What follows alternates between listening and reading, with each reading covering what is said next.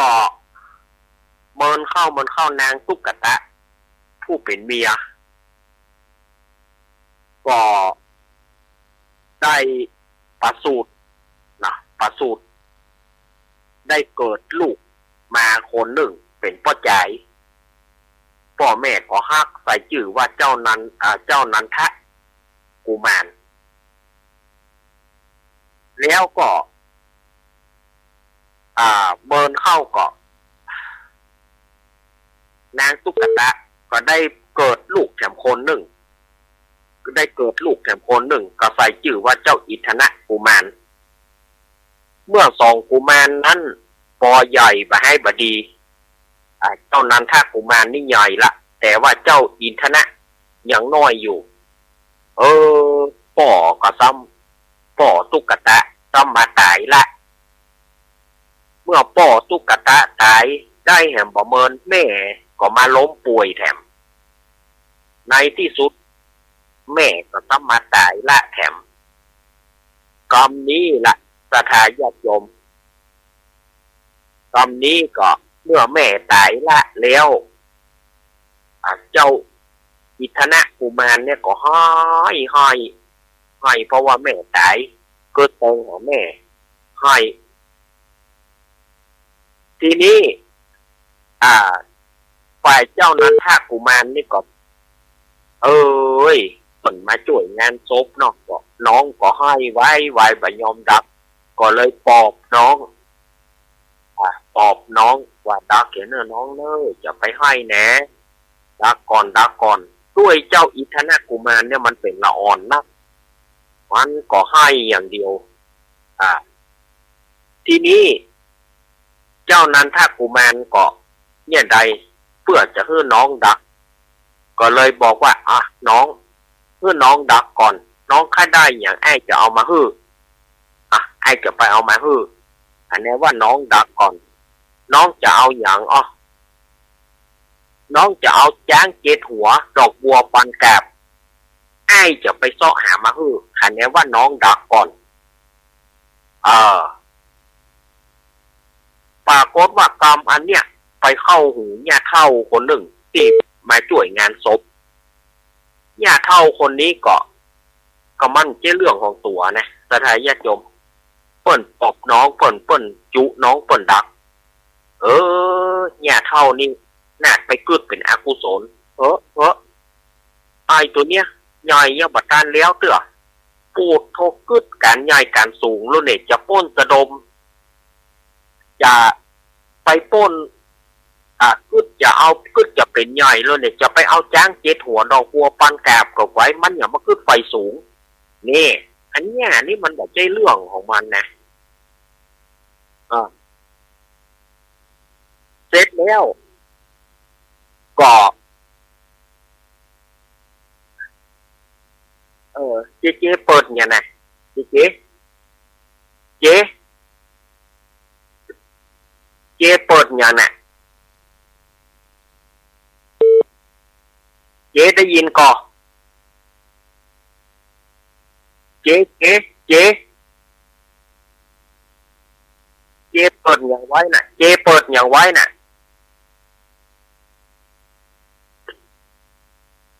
เปิดอย่างไว้เจ๊เปิดอย่างไว้ฮะน่ะเสียงมันเข้าทีนี้ก็ส่วนว่าเจ้านันทะเปิ้นได้จุน้องเปิ้นแต่ว่าญาเท่าคนเนี่ยไปตีความว่าเจ้านันทะกึดใหญ่ก็เลยไปฟ้องพ่อหลวงนะแต่งไปแจ้งพ่อหลวงโลกเรื่องมันนะไปแจ้งพ่อหลวงก็บ่ฟังถามที่ก็น่าเอาเรื่องนี้ไปทูลพระเจ้าพรหมทัตคือทรงทราบนั่นอย่าเปิดว่าน้ำพึ่งหยดเดียวนะสถาญาติโยมนะพอเดชะพายามีผลเก้าบัดนี้ละอ่อนนิดคนหนึ่งมันกึดการใหญ่พ่อแม่มันตายมันจุน้องมันว่า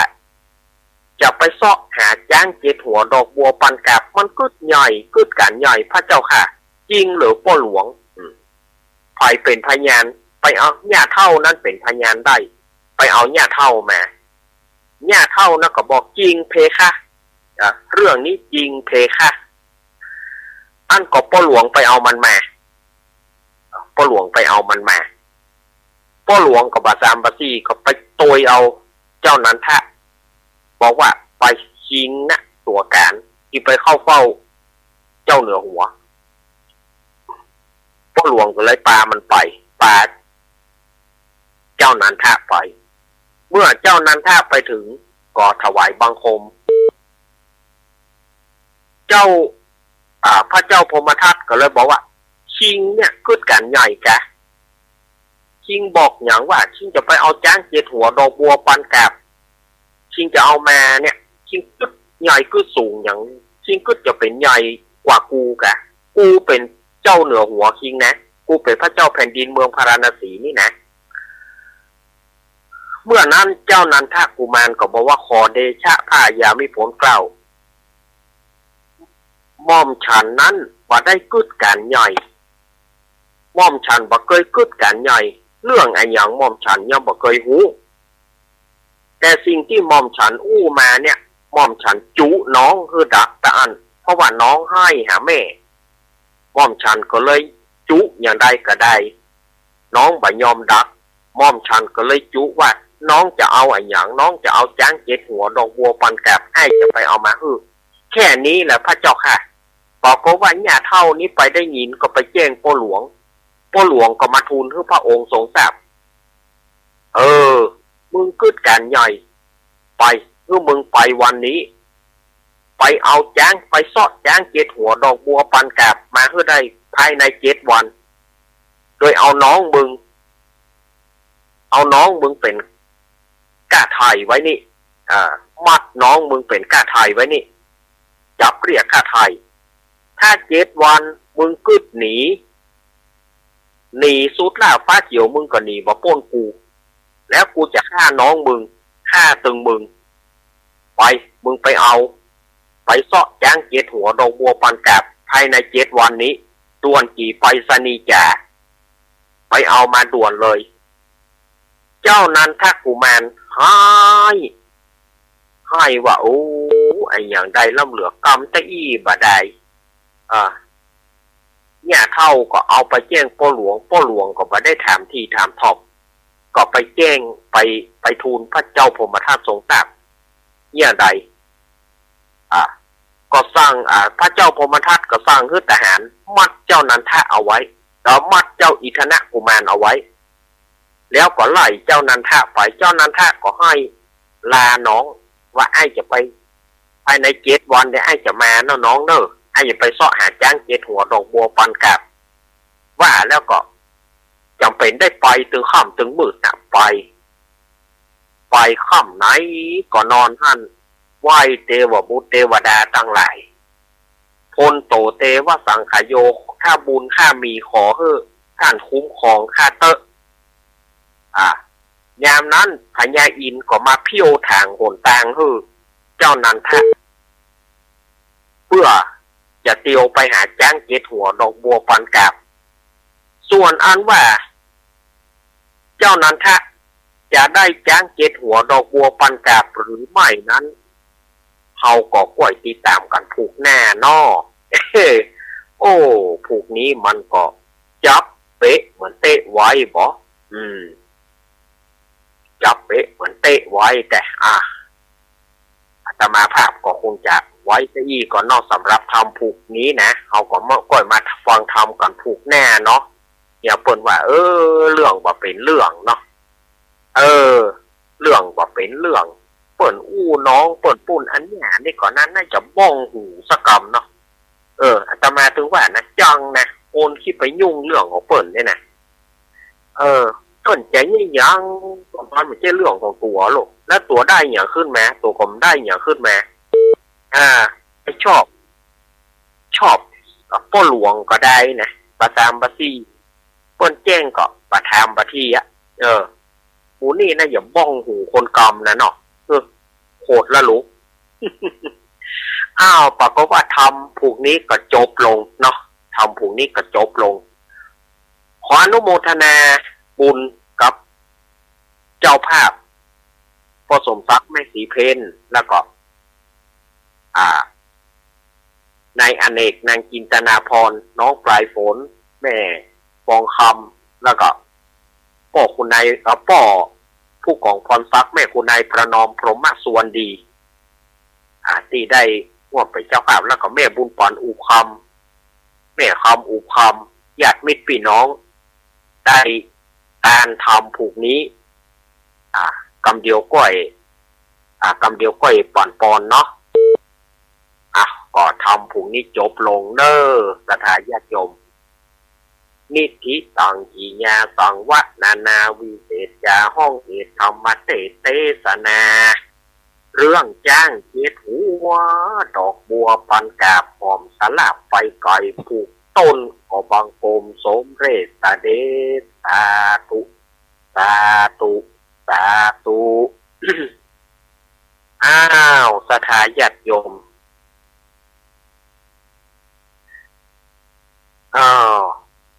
ตานอยู่เนอะไอ้หน่อยตานได้เปิดซ้ายอยู่เฮ้ยเอาพอมาทำผูกยาวแต่ยาววาอีกมันก็พอดีกว่า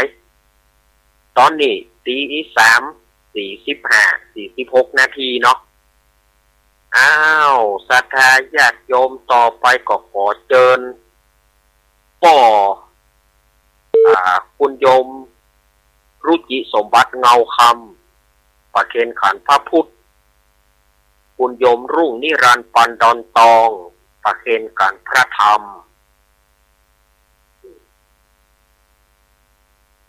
น้อมเจริญปอนแล้วก็พ่อสมศักดิ์แม่สีเพนเนี่ยเนอะแล้วก็ตึงคณะลูกหลานเปิ้นนี่นะถึงพ่อเท่าไม่เท่าเปิ้นประเคนเลยประเคนการเทศ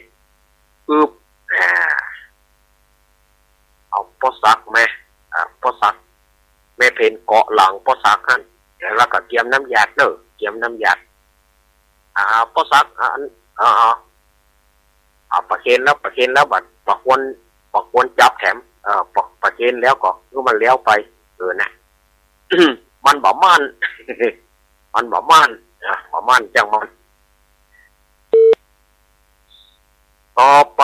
แม่บุญปันอุคำแม่ครัวอีแม่นักแตะนักว่าอีหรอสารพัดเล็กๆบุญปันใหม่ใหญ่ๆบุญปันทำแม่บุญปันเพิ่นว่านะของอีแม่นี่ตึงบ่มีของน้อยเนอะเอาไผมาแหมช่วยอีแม่กำมอ เป็นซ่าเป็นกุยพวกน่ะเอาป้อซักไปป้อซักแล้วก็คุณโยมรุ่งจีสมบัติตัวคุณโยมรุ่งนิรันดร์ตัวเอาไปเอาของแม่บุญปานกำแม่ยกมือฉายไฟไหมโอ้โหเล็กๆบุญปานใหม่ใหญ่ๆบุญปานทำป้อซักนะด่วนเลยป้อซักคนเอวบางแห่งหน่อย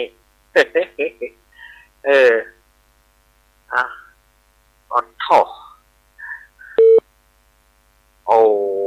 หัวนักแตะนักว่าอีนะสถาญาติโยมมันหนึ่ง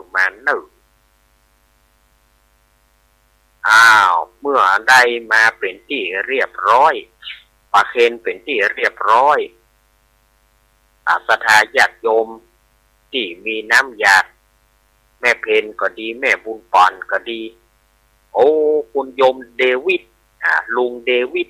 แปลซึ่งเป็นแขกประจำของแม่บุญปอนเพิ่นเขาว่าเพิ่นอยู่แคนาดาพุ่นเด้อแต่วันนี้เพิ่นได้มาเพิ่นว่าวันนี้อีป้อขอทำบุญตัวอีป้อขอทำบุญตัวเนอขอแบ่งบุญให้อีป้อตัวแบ่งบุญให้เนอลุงเดวิดแปลลุงเดวิดแปลปั่นโจกปั่นใจแบ่งบุญให้กันเนอแม่บุญปานอันนี้แม่บุญปานก็ว่าสาธุอนุโมทามิแบ่งบุญให้เนอโอเคลุงเดวิดว่าโอเคอยากน้ำเนอสถาญาติโยมอยากน้ำเนอ ยะถา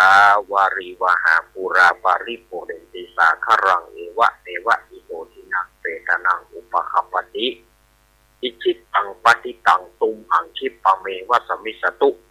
สัพเปปุเรนตุตังกปาจันโทปนะระโสยะถามานีโจติระโสยะถาอายัญจะโหทักขินาทินาสังคัมหิสุปฏิกิตาติคารตังจิตายสถานะโสอุปคัปปติโสยติธัมโมจะอายังนิทัสสิโตเปตานะปูจาจักตาอุลาลาภรัญจปิกูนามนุปตินังตุเมหิปุญญังปสุตังอนัปปกันติจายสิทธิทานังลาภังโสติภกัญญังสุขังพลังเสริอายุจวันโนจะโพคังวุติจยะสิทธิภวันตุโมสปีติโยมิวัจันตุสภะโรโกวินาศตุมาเตภวะสวนตารโยสุปิอิกายุโกภวะอภิวาตานาสีริสานิจังวุธาปัจจายิโนจตารโรธรรมาวัฏันติอายุวันโนสุขังพระลังสาธุสาธุสาธุอ้าวธรรมมันก็จบปอนก็จบแล้วศรัทธาญาติโยมเพื่อได้บุญหัวหน้ากันเนอะได้บุญหัวหน้ากันวันนี้ศรัทธาญาติโยมอยู่ทางใดก็ขอให้ได้บุญได้กุศลเหมือนกันถึงมดถึงม้วนบุญจากศรัทธาญาติโยมศรัทธาญาติโยมที่มาได้เป็นเจ้าภาพก็ข้าได้บุญก็เปิ่นรู้จะได้ก็หาอาตมากับแบ่งบุญปอนบุญไปให้เหมือนกันทุกท่านได้รับผลบุญกุศลเหมือนกันเนอะญาติโยมก็ต้องกังขาเนาะว่าอาตมาจะปอนบุญให้ปอนให้กู้คนถึงมาได้เป็นเจ้าภาพการเทศน์ก็จ้างมาเป็นยังอาตมาก็พร้อมที่จะแบ่งบุญแบ่งกุศลให้ศรัทธาญาติโยมได้รับผลบุญสุดผลกุศลเหมือนกันจุผู้จุคนนั้นจงจักมีสาธุคันแนว่าท่านทั้งหลายอนุโมทนาบุญท่านยกมือสาธุบุญก็ได้เหมือนกันหมดละแค่ว่าศรัทธาญาติโยมร่วมอนุโมทนาบุญสาธุการญาติโยมก็ได้บุญเต็มที่เหมือนกันจุผู้จุคนเนาะสาธุสาธุอนุโมทามิเนอญาติโยมตานหาภัยก็ขอให้ไปรอดไปถึงยังเขาตั้งหลายอย่าเนาะถ้าอาตมาได้มาจัดอาตมาก็จะได้มาเตะอย่างเงี้ยนะมาเตะมาเหล่าอย่างเงี้ยหนึ่งย่างเจ็ดหัวดอกบัวปันกาบอาตมาก็จะเอาทำเวียนกันเงี้ยอาตมาจะเอาทำเวียนกันเงี้ยเอาทำเก่ามาเวียนปัดฝุ่นมาเล่าเพื่อศรัทธาญาติโยมได้ฟังกันเจือกับศรัทธาญาติโยมก็ได้ฟังมาเจือละก็เอาปีกมาเวียนเผื่อศรัทธาญาติโยมที่เปิดมาได้ฟังแถมทำเรื่องนั้นเรื่องนี้อาตมาก็เอาแม่เล่าเพื่อศรัทธาญาติโยมได้ฟังศรัทธาญาติโยมพ่องเปิดก็ว่าเนาะม่วนแต่เนอท่านอาจารย์ม่วนแต่เนอก็ได้เล่าทำถ้าอาจารย์มาเล่าทำก็ม่วนน่ะเนี่ยมั้งโอ้ยเนี่ยใดมันเนาะมีโอกาสก็เอามาเล่าให้ศรัทธาญาติโยมได้ฟังกันนะช่วงแรกของอาตมาหมดแล้วเนอศรัทธาญาติโยมช่วงแรกของอาตมาหมดเวลาไปก่อนเดี๋ยวอาตมาเปลี่ยนรายการกำเดียวเมื่ออาตมาเปลี่ยนรายการกำเดียวอาตมาก็จะมาเข้ารายการช่วงที่สองนี้มีเวลาแค่24 นาทีอาตมาจะบอกไว้ก่อนนะช่วงที่สองนี้เวลามันน้อยมีเวลาแค่24 นาทีช่วงที่สองอาตมาก็คงไม่ได้อย่างละก็คงจะเปิดสายไปเลยเพราะเวลาช่วงที่สองนี่มันน้อยเนาะอาตมาพักก่อนกำเดียวพักฉันน้ำฉันท่าก็เดี๋ยวก็ก่อยมามาจากกันในช่วงที่สองของรายการก็เดี๋ยวมาขอเจริญพร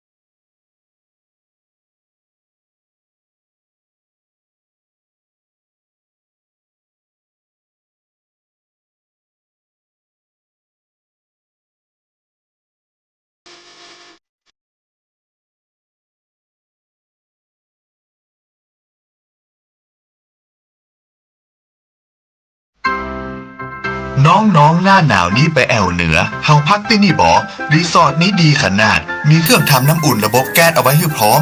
แต่ก็ต้องระวังเนอะเครื่องทำน้ำอุ่นระบบแก๊สมีคนตายมาหลายรายแล้วจะอั้นเลยกะอ้ายก็นึกภาพเอากะเปิดเครื่องทำน้ำอุ่นระบบแก๊สในห้องน้ำถ้าบ่มีพัดลมดูดอากาศการหมุนเวียนของออกซิเจนมันจะดีได้จะใดในเมื่อการเผาไหม้บ่สมบูรณ์ก็เกิดการสะสมแก๊สคาร์บอนมอนอกไซด์สูดดมเข้าไปมันจะไปจับกับเม็ดเลือดแดงและทำให้เม็ดเลือดแดงจับกับออกซิเจนได้น้อยลงเมื่อออกซิเจนเข้าไปถึงปอดก็จะย่าให้คลื่นไส้เมาหัวหายใจยากจนถึงขั้นเป็นลมแล้วก็ตายได้โดยเฉพาะคนที่มีโรคประจำตัวเช่นโรคหัวใจโรคเลือดจางหอบหืดถุงลมโป่งพองโรคความดันโลหิตสูงซึ่งจะมีโอกาสสูงกว่าคนอื่นน่ากลัวขนาดเนาะมันก็บ่ถึงขนาดนั้นถ้าหาหูวิธี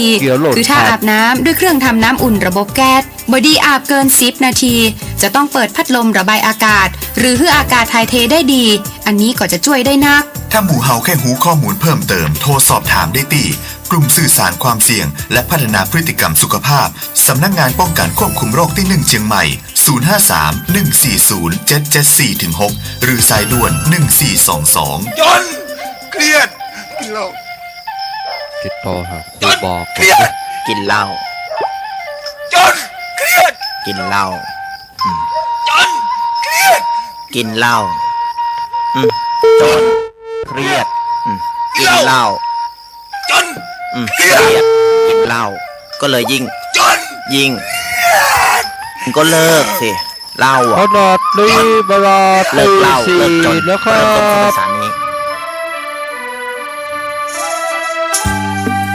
ดู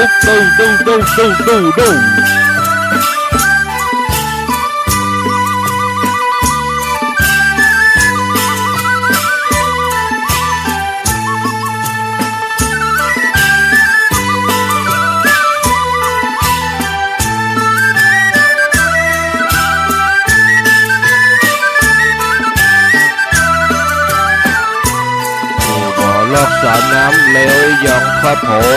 มโผล่เข้ามาได้เลยนะครับผม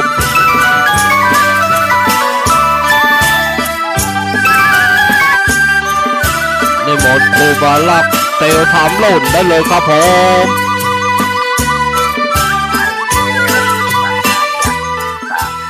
คนดีเฮาทุกท่านก็มาถึงช่วงที่2ของรายการซับเพระปกิณกะธรรมะพรรุ่งไกลแจ้งรายการเสียงธรรมแสงทอง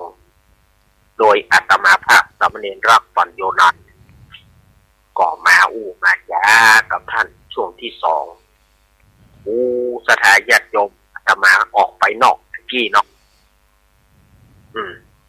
หนาวตั้งนอกเย็นนะตั้งในนี่เขาดูว่ามันบ่เย็นเขาออกไปนอกเย็นเสียงอาตมาเปลี่ยนไปเลยสถาญาติโยมว่าลองออกไปนอกฟองวันนี้เย็นเนอะอุณหภูมิประมาณ15องศาตั้งนอกนะประมาณ15มีแนวโน้มว่าจะลงถึง14หรือ13แน่นอนละวันนี้มันหนาวมันเย็นพอสถาญาติโยมเนอะหลังจากที่ได้ฟังธรรมแล้วได้ฟังกับผู้กันจาไปแล้วเนาะต่อไปก็จะเชิญชวนสถาญาติโยมเพื่อบ่ให้เป็นการเสียเวลาอาตมาจะวางสายแล้วเนอะเพราะว่าเวลามันน้อยถ้าเปิดสายน้อยไปสถาญาติโยมก็จะเดือดร้อนเนี่ยเมาะวางสายน้อยแล้วไปท่านอาจารย์อาตมาจะวางสายคือแล้วเนอะ0837611775 0837611775โอ้อันข้อความนี้แสดงว่าโยมเปิ้นค่าจะโทรแต่เมื่อตะกี้แต่ว่าอาตมาบอกเปิดสายเตื้อพอเปิดสายมาก็ปรากฏว่าญาติโยมฝากข้อความเจริญปอนแม่เพลนมาแล้วเนอะ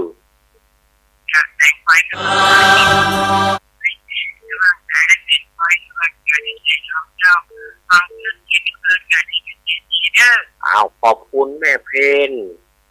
ทำงานนัก โอ้สาธุสาธุแม่เพนแม่เพน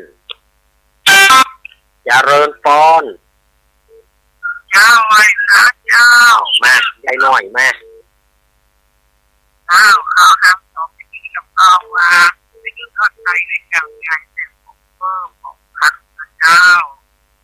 ถึงวันที่เป็นเดินกุมภาขอเชิญเอาจิตใจเราเรื่องนำเดินเอาขอหรือเอาที่เดินนาที่นี่ฝนจากน้ำอิจฉาหน้าฝนตาเนื้อเจ้าเอาคนดีๆจะโดยเราขอใจไปเขาสภาพมาได้ขอเอาเลี้ยวเจ้าดูแล้วใหญ่มุกตัดสินท้ายแล้วใหญ่มาให้เห็นน้องต้องเอาจากการบริหารตลาดในสายลำใหญ่ให้หลุดแสงข้างแข่งยืนใจขอใจลำใหญ่ดีแล้วมุกคนเก็บเป็นแถมด้วยเราเองยังเอาเจ้า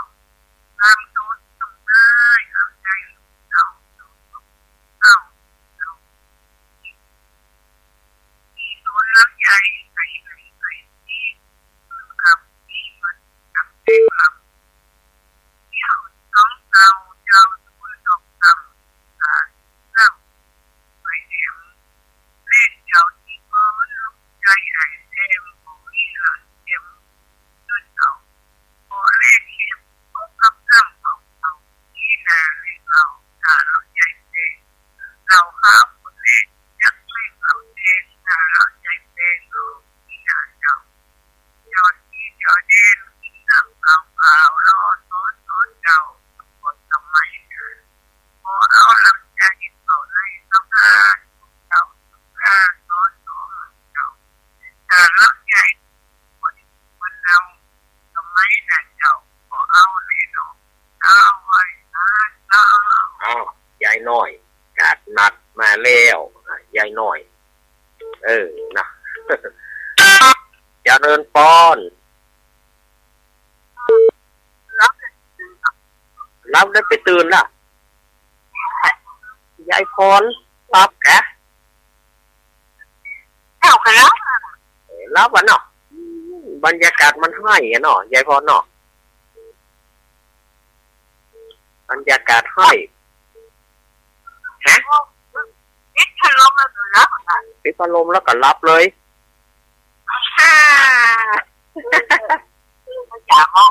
ถึง3 โมง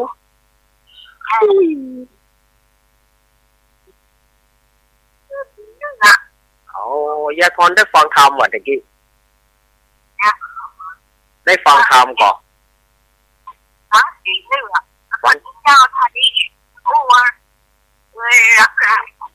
รับละไปอ่ะรับคำฟังธรรมแน่นอนโอ้จิตใจได้แสนดีตื่นมาไปซุกเนอะตื่นมาไปซุกนะ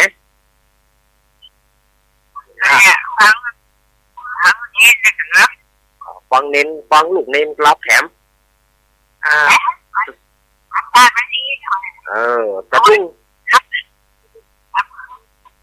สะดุ้งตื่นว่าไฟมาอู้ยเนาะ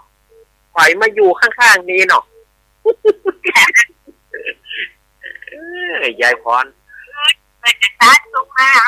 อ๋อเพื่อจะตานตุงเนาะโอ้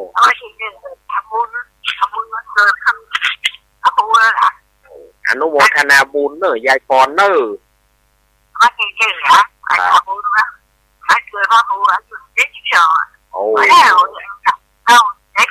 โอ้เอาอนุโมทนาบุญเลยเนอะยายพรเนอะ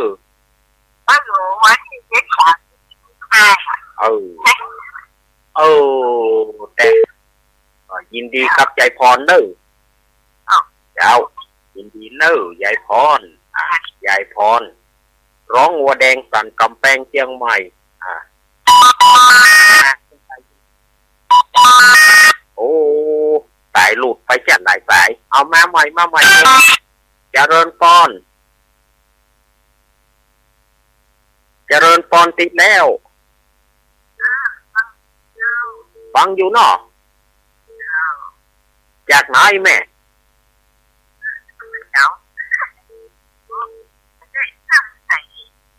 ฮะอ้าวอันแม่อินทนินกะก็แม่นะกะแม่สมศรีลูกว่าแม่สมศรีนี่หายแซ่บเปิ้นถามหาคู่คืนน่ะพี่หมอยถามหาคู่คืนน่ะฟังนี่มาโทรพ่องโอ้ยว่าอย่างอันเนาะ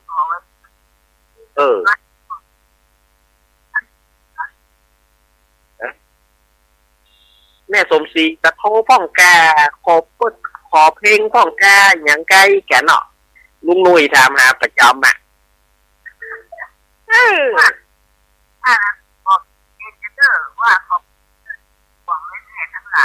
อ๋อเจ๊ได้ยินละขอบคุณเนอะอีเนาะ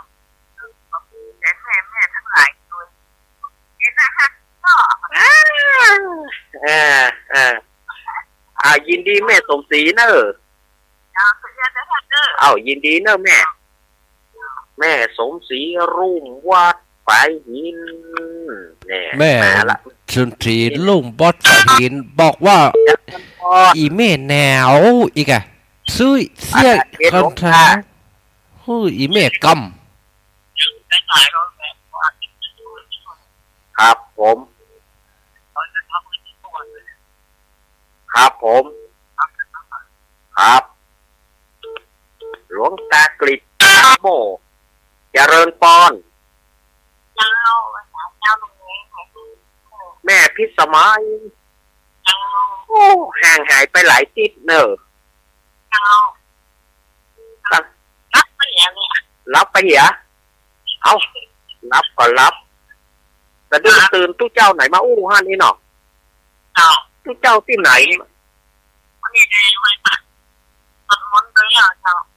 ได้ไหว้พระสวดมนต์ไปแล้วเนาะโอ้แนวแน่อีไม่เหยกดกระจัดดูแลนะแม่นะนั่นแหละกะเอาขอบคุณแม่แม่พี่สมัยเนอะเจ้ายินดีเนอะโอ้ลำปางเดี๋ยวเพิ่นย้ายสถานีให้ยังแควนหน่อยเนาะเจริญปอนติดแล้วโอ้แม่สุกเที่ยวมาแล้ว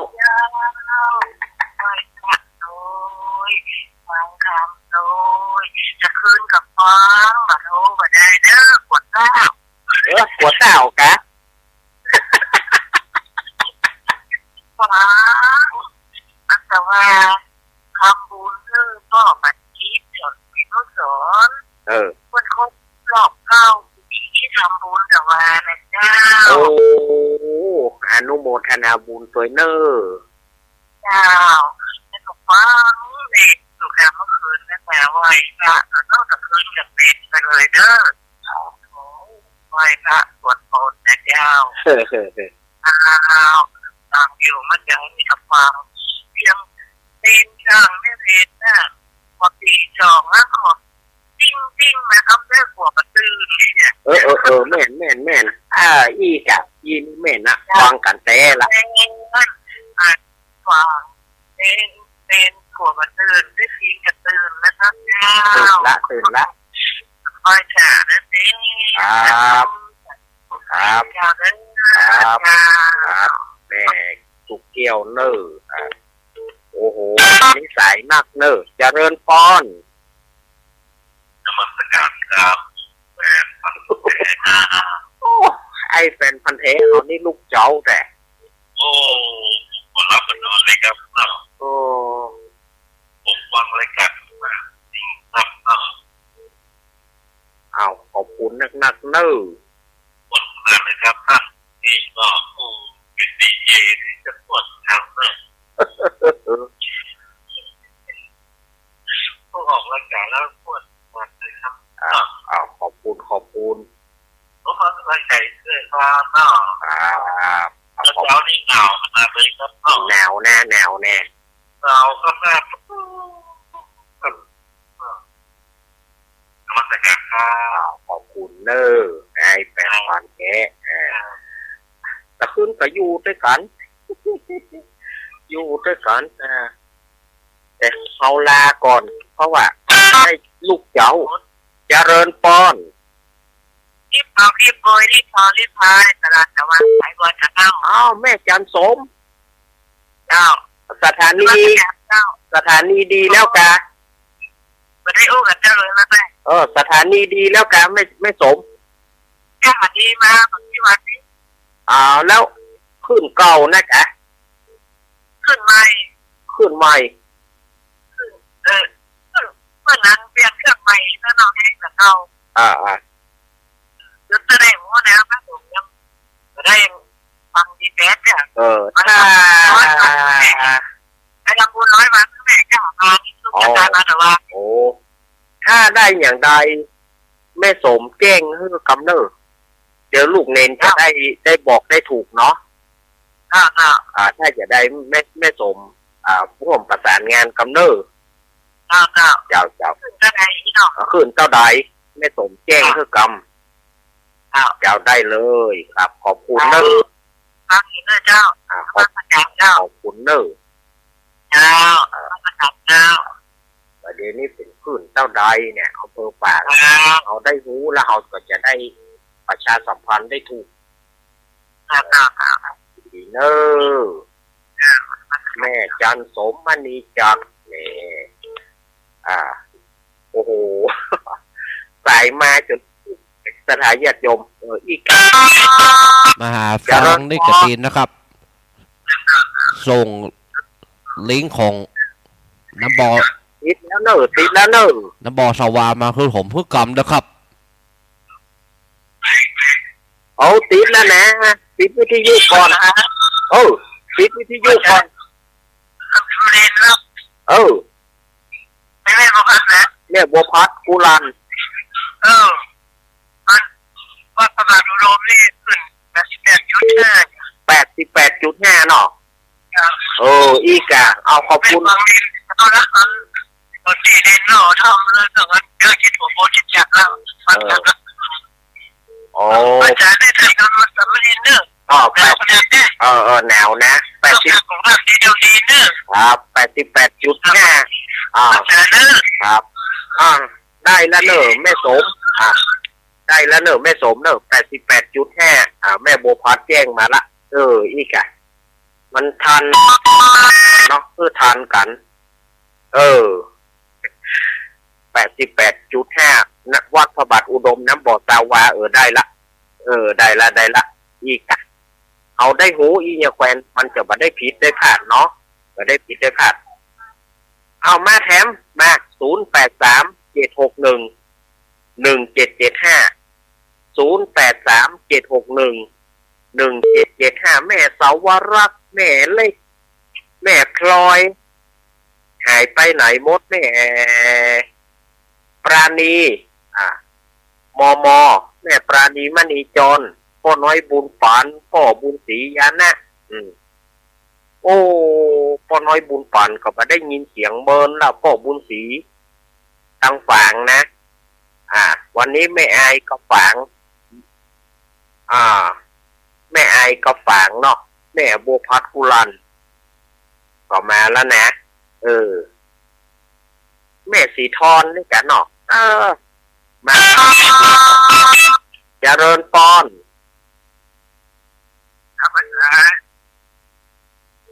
เอาไอเอกไอเอกมาแล้วเดี๋ยวบอกว่าวันไหนเอาอย่างจะถึงมามันเหล่าน้อยนะ เรื่องเอานิยายเรื่องเสือสมิงเนาะมันน่าจะผมพังอยากจะดีก็หลงเอาปั๊บมาเล่าทั้งหมดเจ้าอะไรมันน้อยผม